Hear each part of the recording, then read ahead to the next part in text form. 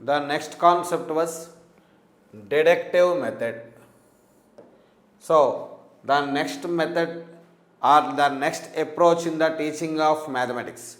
So teaching of mathematics lo next approach deductive method అని చెప్పేసి చెప్తా. So in this approach, so deductive method first of all introduced by Comenius. So deductive method introduced by Comenius. So deductive method introduced by Comenius. So in this approach we proceed from general to particular and from abstract to concrete. So deductive approach, deductive method, నిగమన పద్ధతి అని చెప్పేసి చెప్తాం. నిగమన పద్ధతి. So ఈ నిగమన పద్ధతి deductive అప్రోచ్ని introduce చేసింది కొమేనియస్. So ఈ అప్రోచ్లో మనం general to particular, so general నుంచి పర్టిక్యులర్కి, అదేవిధంగా abstract to concrete, so general to particular, అదేవిధంగా యాబ్స్ట్రాక్ట్ టు కాంక్రీట్ అనే కాన్సెప్ట్ నుంచి మనం ఫాలో అవ్వడం జరుగుతుంది. అంటే general principles or general formulas అనేవి తీసుకొని వాటిని యూజ్ చేసి పర్టిక్యులర్ సొల్యూషన్స్ని ఫైండ్ అవుట్ చేయడం జరుగుతుంది. So general principles, general formulas అనేవి ఉపయోగించి పర్టిక్యులర్ సొల్యూషన్స్ని కనుగొనడం జరుగుతుంది. ఏ అప్రోచ్లో అని చెప్పేసి అంటే డిడక్టివ్ మెథడ్లో. సో డిడక్టివ్ మెథడ్ని డిజైన్ చేసింది కొమేనియస్. సో ఈ మెథడ్లో మనం జనరల్ నుంచి particular, so general to particular, అదేవిధంగా abstract to, so general to particular, అదేవిధంగా abstract to concrete.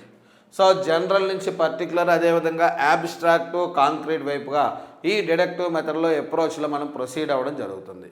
So at first the rules are given and then students are asked to apply these rules to solve more problems. So deductive approach lo at first the rules are given, at first the rules are given. So deductive అప్రోచ్లో rules అనేవి ఇవ్వబడతాయి, deductive అప్రోచ్లో rules అనేవి ఇవ్వబడతాయి. And then students are asked to apply, and then students are asked to apply these rules to solve more problems. So ఇందులో సూత్రాలు అనేవి ఇవ్వడం జరుగుతుంది. సో ఆ సూత్రాలు ముందుగా ఫార్ములాస్ అనేవి ఇవ్వడం జరుగుతుంది. ఆ ఫార్ములాస్ని యూజ్ చేసి స్టూడెంట్స్ ఏమో ప్రాబ్లమ్స్ని సాల్వ్ చేసేటువంటి అప్రోచ్ ఏదంటే డిడక్టివ్ అప్రోచ్. సో ఫార్ములాస్ అనేవి ఇవ్వడం జరుగుతుంది. ఆ ఫార్ములాస్ని యూజ్ చేసి ప్రాబ్లమ్స్ని సాల్వ్ చేసే అప్రోచ్ని మనం ఏమని చెప్తామంటే డిడక్టివ్ అప్రోచ్ అని చెప్పేసి చెప్తాం. ఫార్ములాస్ని యూజ్ చేసి ప్రాబ్లమ్స్ని సాల్వ్ చేసే అప్రోచ్నే డిడక్టివ్ అప్రోచ్ అని చెప్పేసి చెప్తాం.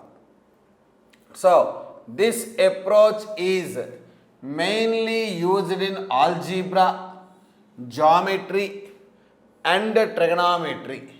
సో డిడక్టివ్ అప్రోచ్ అనేది మెయిన్గా దేనిలో యూజ్ చేస్తామంటే algebra, geometry and trigonometry. So deductive అప్రోచ్లు మెయిన్గా ఆల్జీబ్రా, జామెట్రీ, ట్రిగనామెట్రీలు మెయిన్గా యూజ్ చేస్తాం. సో ఎందుకని చెప్పేసి అంటే because different relations laws and formulae, so different relations laws and formulae are use in the sub branches of mathematics.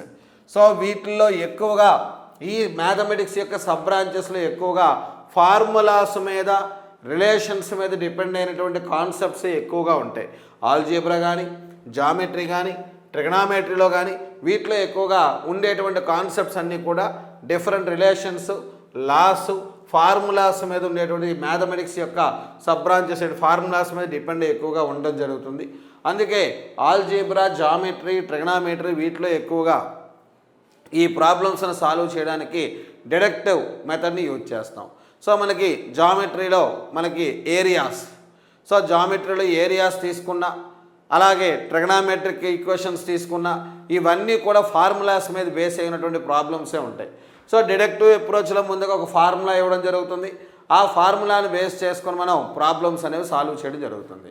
So ఎగ్జాంపుల్స్ని observe చేసి ఫార్ములాని design చేయడం అయితే ఇండక్టివ్ అప్రోచ్ అయితే, సో ఆ ఫార్ములాని యూజ్ చేసి ప్రాబ్లమ్స్ని సాల్వ్ చేయడం ఏమని చెప్తామంటే డిడక్టివ్ అప్రోచ్ అని చెప్పేసి చెప్తాం. ఎగ్జాంపుల్స్ని యూజ్ చేసి ప్రాబ్లమ్స్ని ఫార్ములాని డిజైన్ చేయడం ఇండక్టివ్ అప్రోచ్ అయితే, ఆ ఫార్ములాని యూజ్ చేసి ప్రాబ్లమ్స్ని సాల్వ్ చేయడం ఏమని చెప్తామంటే డిడక్టివ్ అప్రోచ్ అని చెప్పేసి చెప్తాం. So in this approach help is taken from assumptions, postulates and axioms of mathematics. So deductive అప్రోచ్లో in this approach help is taken from assumptions, postulates and axioms of mathematics. Assumptions, postulates and axioms of mathematics. So ఈ అప్రోచ్లో మ్యాథమెటిక్స్కి సంబంధించినటువంటి axioms, స్వీకృతాలు. So స్వీకృత axioms అని చెప్పేసి అంటే a statement without proof is called as axiom. So in this approach help is taken from assumptions. So స్వీకృతాలు, postulates, so ప్రతిపాదనలు, అదేవిధంగా యాక్సియమ్స్ ఆఫ్ మ్యాథమెటిక్స్. ఎందుకంటే ఇందులో డైరెక్ట్గా రూల్స్, ఫార్ములాస్ను బేస్ చేసుకొని ప్రాబ్లమ్స్ను సాల్వ్ చేస్తాం కాబట్టి వీటి యొక్క హెల్ప్ అనేది తీసుకోవడం జరుగుతుంది. So it is used for teaching mathematics in higher classes. So it is used for teaching mathematics in higher classes. So higher క్లాసెస్లో మ్యాథమెటిక్స్ని టీచ్ చేయడానికి ఏ అప్రోచ్ ఉపయోగిస్తామని చెప్పేసి అంటే డిడక్టివ్ అప్రోచ్ని యూజ్ చేయడం జరుగుతుంది. హయ్యర్ క్లాసెస్లో మ్యాథమెటిక్స్ని టీచ్ చేయడానికి ఎక్కువగా డిడక్టివ్ అప్రోచ్ అనేది యూజ్ చేయడం జరుగుతుంది. So deductive method proceeds from. So మరి ఈ డిడక్టివ్ అప్రోచ్లో ఏ విధంగా ప్రొసీడ్ అవ్వడం జరుగుతుంది అని చెప్పేసి అంటే general rule to specific instances. So general rules నుంచి ప్రత్యేకమైనటువంటి అంశాల వైపు ఫార్ములాస్ని యూజ్ చేసి ఆ ఫార్ములాస్ని బేస్ చేసుకొని ప్రాబ్లమ్స్ సాల్వ్ చేయడం జరుగుతుంది. అదేవిధంగా అన్నోన్ టు నోన్.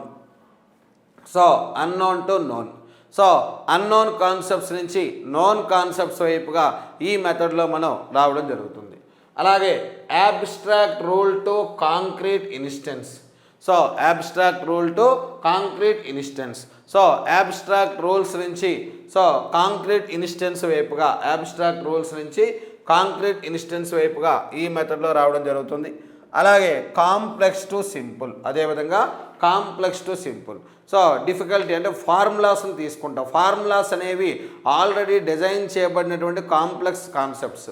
వాటి నుంచి సింపుల్ థింగ్స్. ఇలా ఈ మెథడ్లో మనం ఫాలో అయ్యేది ఎలా ప్రొసీడ్ అవుతామని చెప్పేసి అంటే general rule to specific instances, అలాగే అన్నోన్ టు